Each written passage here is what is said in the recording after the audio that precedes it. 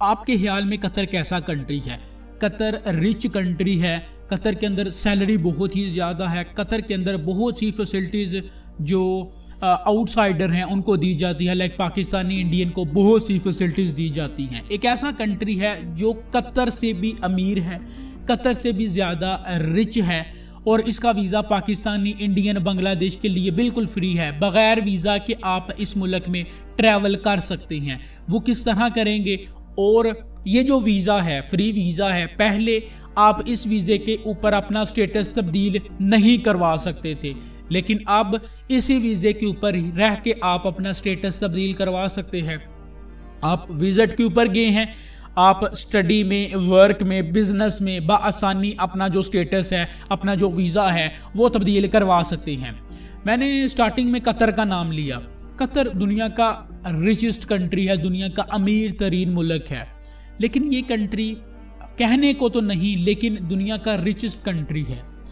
इस कंट्री का नाम है अज़रबैजान। आप इसकी करेंसी देखें, इसके अंदर सैलरी देखें और इसका जो सेटलमेंट प्लान है वो देखें, क्योंकि कतर के अंदर आप सेटल नहीं हो सकते, अज़रबैजान के अंदर आप सेटल हो सकते हैं। पहले अज़रबैजान आप ई वीज़ा लेके जाते थे, आप उस वीज़े को आप तब्दील नहीं करवा सकते थे, आपको एंट्री लेनी पड़ती थी या एग्जैक्ट होना पड़ता था, लेकिन अब ऐसा नहीं है। अब अज़रबैजान आप ई वीज़ा लेके जाएंगे, ई वीज़े को आप स्टडी में, वर्क में, बिजनेस में आसानी से तब्दील करवा सकते हैं। 2 साल की TRC आपको बहुत ही आसानी से मिल जाती है, कोई भी इतनी प्रॉब्लम नहीं होती, और अज़रबैजान के अंदर सैलरी भी अच्छी है। एक चीज़ आपको यहाँ पे मैं ज़रूर ऐड करना चाहता हूँ, इसे रेड लिस्ट कर लें कि अज़रबैजान के अंदर काम नहीं है। कोई भी बंदा अगर ये सोच के जाता है कि जी मैं विजिट वीज़ा लेके जाऊंगा, उसको मैं वर्क परमिट में तब्दील कर लूँगा, वर्क परमिट होता ही नहीं है। हाँ, अगर आप किसी ना किसी तरीके से लाइक कोई प्राइवेट कंपनी है तो आप उसके लिंक से अपना वर्क परमिट तब्दील भी करवा लेते हैं, तो इतनी आसानी से आपको काम नहीं मिलेगा।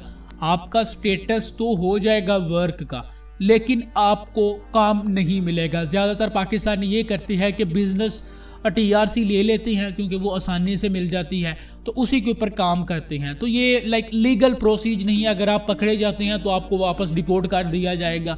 ये कुछ हिसाब किताब है अज़रबैजान का।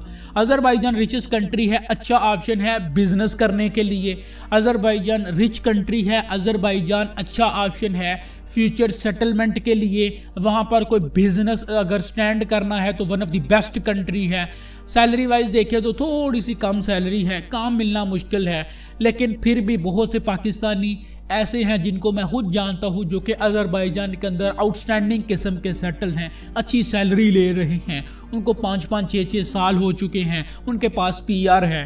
तो किसी भी कंट्री का आप सोचते हैं, किसी भी कंट्री के बारे में आप इंफॉर्मेशन लेते हैं, तो एट द एंड आप उस कंट्री के अंदर TR हो जाएंगे, PR ले लेंगे। बस ये है कि आपने उस कंट्री के अंदर रहना है और ये आपने ज़हन में रखना है कि हम इस कंट्री में आए हैं तो हम इस कंट्री से पेपर ही लेके निकलेंगे।